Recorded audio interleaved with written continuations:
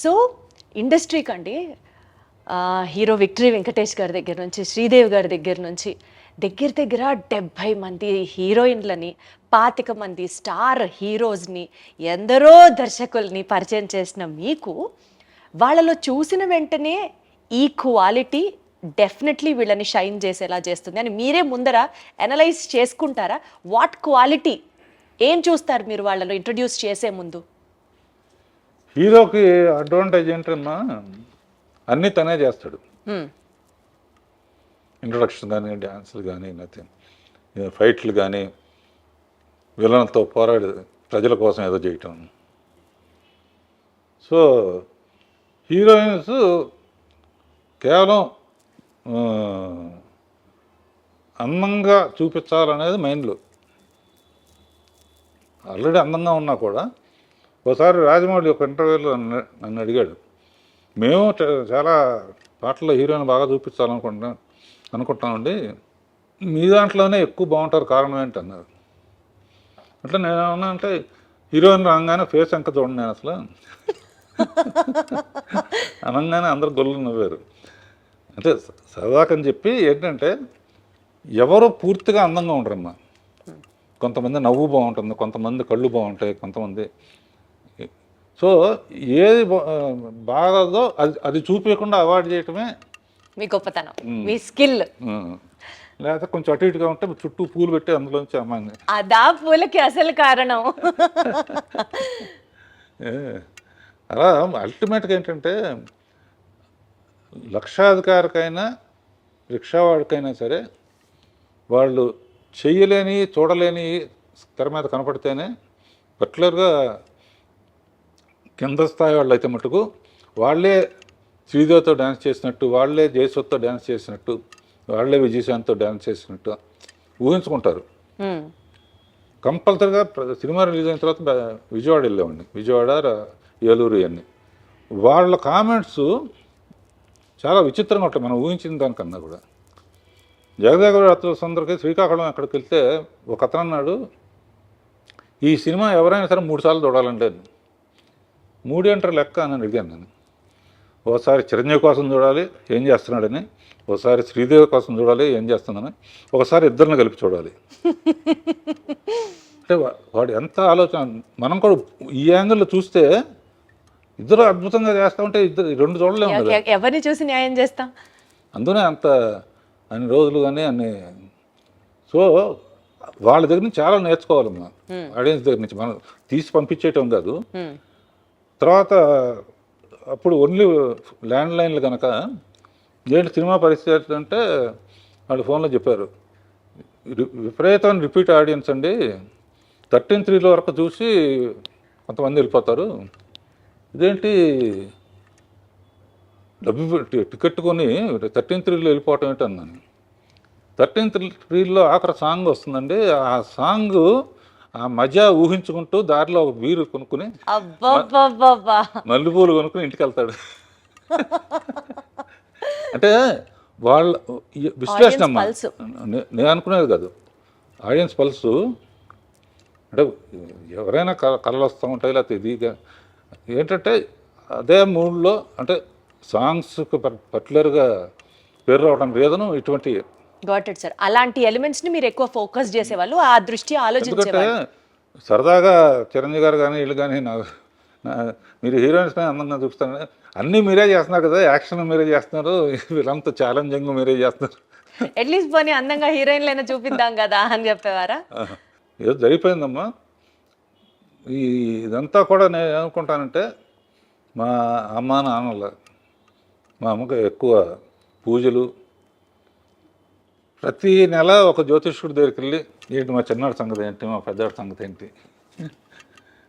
అందులో సౌందర్యలహరిలో లాస్ట్ ఎపిసోడ్లో మా ఫ్యామిలీ అందరితో మదర్ లేరు అప్పటికి, అదేదో ఫ్యామిలీ పరిచయం కోసం చేసాం అనుకుంటున్నారు. లాస్ట్లో నేను ఉంటాను, ఒకసారి చూడము.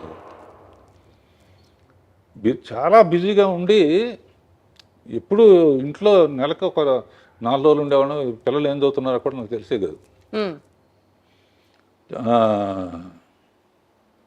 వాళ్ళు ఏం చదువుతున్నారు, ఫలానా చదవమని కానీ నేను, వాళ్ళు చదువుకున్నారు, వాళ్ళకు వాళ్ళు పైకి వచ్చారు, వాళ్ళకు వాళ్ళు ప్రూవ్ చేసుకున్నారు. ఇలాంటిది ఈ షోలో ఎందుకు పెట్టానంటే పిల్లలకి ఇండివిజువాలిటీ ఇచ్చి, ఇప్పుడు ప్రతి ఫంక్షన్కి పిల్లలు చేసుకునే ఫంక్షన్కి కూడా నన్ను పిలుస్తారు, సరదాగా ఉంటాను. ఇది చూసైనా ఓల్డ్ ఏజ్ హోమ్కి పేరెంట్స్ పంపించకూడదు, లేకపోతే నా వయసు ఏంటి వాళ్ళ వయసు ఏంటి, వాళ్ళ పిల్లలు వాళ్ళందరూ బర్త్డేలకు కూడా అంకుల్ వస్తే బాగుంటుందని వాళ్ళ ఫ్రెండ్స్ కూడా. అంటే ఏదో ఒకటి పుట్టినరోజుకి ఒక సత్యపండు ఉండేవాడు, పాటలు తెలుగుదేశానికి పాటలోను బర్త్డే సాంగ్స్, ఎవరు బర్త్డే వస్తే వాళ్ళ మీద ఒక సాంగు, అంతకుముందు తీసిన స్టిల్స్ వేసి ఏదో ఒక ఇంట్రెస్ట్ క్రియేట్ చేస్తూ ఉంటాం అన్నమాట. సార్ మీలా స్పార్క్ ఉంటుంది సార్, అది అది ఎవర్ లైటింగ్ స్పార్క్. ఇందాకే నేను మిమ్మల్ని పాయింట్ అడుగుదాం అనుకున్నాను, మనం ఈ ముచ్చట్లలో పడి అది కొంచెం పక్కకి వెళ్ళింది, కానీ మళ్ళీ గుర్తొచ్చింది. రామారావు గారితో మీకు ఒక ప్రత్యేకమైన అనుబంధం ఉంది. మీరు అసలు షో స్టార్ట్ చేస్తున్నప్పుడే వాళ్ళ పేర్లు తలుచుకుంటూ స్టార్ట్ చేశారు. మీకు అంత క్లోజ్నెస్ ఉన్నప్పుడు వాళ్ళతో రాజకీయాలలోకి మీరు రావాలి అని ఎప్పుడు అనుకోలేదా? ఆ ప్రవేశం గురించి ఎప్పుడు ఆలోచించలేదా? ఏదైనా తెలిసిన పని చేయాలని నా ఉద్దేశం అమ్మా. థ్యాంక్స్ టు చంద్రబాబు నాయుడు గారు. సరే, నాకు మీరు ప్రతి పని స్టార్ట్ చేసే ముందు వెంకటేశ్వర స్వామి దగ్గర నుంచి స్టార్ట్ చేస్తాం, ఆయన పాదాల దగ్గర ఆ కార్యక్రమాన్ని పెట్టి స్టార్ట్ చేస్తామని చెప్పారు. ఈ ప్రస్తావన వచ్చినప్పుడు Annamayya romantic, drama, mythology, fantasy ఇన్ని జోనర్లలో సినిమాలు తీసే మీకు, comedy and glamour most important అని భావించే మీకు, అన్నమయ్య లాంటి ఒక డివోషనల్ సబ్జెక్ట్ చెయ్యాలి అని ఎందుకు అనిపించింది? యాక్చువల్లీ అన్నమయ్య సినిమా ఇప్పటికీ కూడా రీసెంట్ సినిమా రిలీజెస్తో పోల్చుకుంటే ఆడియో ఆఫ్ అన్నమయ్య ఆ సేల్స్ ఇప్పటికీ కూడా స్కై రాకెటింగ్ అవుతూనే ఉన్నాయి. అన్నమయ్య ఒక అణిముత్యం, అన్నమయ్య మ్యూజిక్ అసలు వేరే లెవెల్. డివోషనల్ సబ్జెక్ట్ చేయాలన్న థాట్ మీకు అసలు ఎట్లా? అది ఏదైనా ఆయనే ఇచ్చాడు. తిరుపతి సినిమా మొదలు పెట్టేటప్పుడు తిరుపతి వెళ్ళి మొదలు పెడతాం, గడ్డం ఇచ్చేస్తాను, అయిపోయిన తర్వాత తిరుపతి వెళ్ళి గడ్డం ఇచ్చేస్తాను. ఇట్లా ఇప్పుడు వరకు నా గడ్డం తిరుపతిలో తప్ప ఎప్పుడైనా ఎక్కువ రోజులు అయితే పెడితే కొంచెం ట్రిమ్ చేస్తాను అంతే. అన్నమయ్య అనే సబ్జెక్టు బాపు గారు, విశ్వనాథ్ గారు లాంటి వాళ్ళు కాకుండా నాకు అవకాశం రావడానికి ఆయనే కారణం అనుకుంటా. స్వామి పంపించుంటాడు, స్వామి అడగకుండా అన్నమయ్య ఇచ్చాడు. అండ్ ఆ కథ నాకు రావటం, నాగార్జున ఏంటి, రాఘవేంద్ర ఏంటి, సుమన్ ఏంటి అనుకునేది ఛాలెంజ్గా తీసుకుని నాగార్జున పెట్టడానికి రీజన్ అంటే వాళ్ళ ఫాదర్ విపన్నారాయణ ఇవన్నీ కూడా చేశారు. అది కాకుండా ఇది చూడాలంటే మామూలుగా లోపలికి రావాలంటే భక్తి సినిమాలకి హీరోలు ఉంటే బెటర్ అని చెప్పి హీరోని పెట్టి జనాన్ని లోపలికి తీసుకొస్తే గ్యారంటీగా హిట్ అవుతుంది నమ్మకం. అందునే ప్రెస్ షూటింగ్ జరుగుతున్నప్పుడల్లా ప్రెస్ మీట్ పెట్టలే, అసలు ఒకేసారి సినిమా చూపించాం అనమాట. బెస్ట్, కళ్ళకి పండగ అసలు స్వామిని అలా చూడడం. అసలు క్లైమాక్స్కి అయితే ఇప్పుడు కూడా ఫోన్ చేసి కళ్ళెమ్మటి నీళ్లు తిరగని వాళ్ళు ఉండరు సార్. ఉన్నారంటే వాళ్ళకి అసలు ఇంకా వాళ్ళు వేరే జోనర్ అని అర్థం చేసుకోవాలి అంతే. ఇప్పటికీ టీవీలో వచ్చినప్పుడు చూస్తే ఫోన్లు వస్తాయి నాకు, ఎందుకు రాగంగా అంత ఏడిపించావు అంట. నాకు కూడా అది రామదాసు నిజంగా స్వామి మీ చేత జయించారు అన్నట్టుగా భావించారు. చిరంజీవి గారు, వెంకటేష్ వీళ్ళందరూ కూడా ఎన్ని సినిమాలు చేసి లాభంగా ఒక అన్నమయ్య చాలు అంటాను.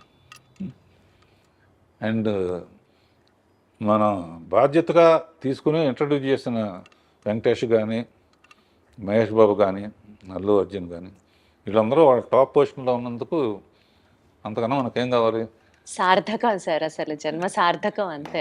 మీతో పనిచేయడమే మహాభాగ్యం. అలాంటిది ఇంట్రడ్యూస్ చేసి వాళ్ళందరూ టాప్ పొజిషన్లో ఉండడానికి కారణం మీరే అని అంటే మాత్రం అసలు ఇంత కంటెంట్మెంట్.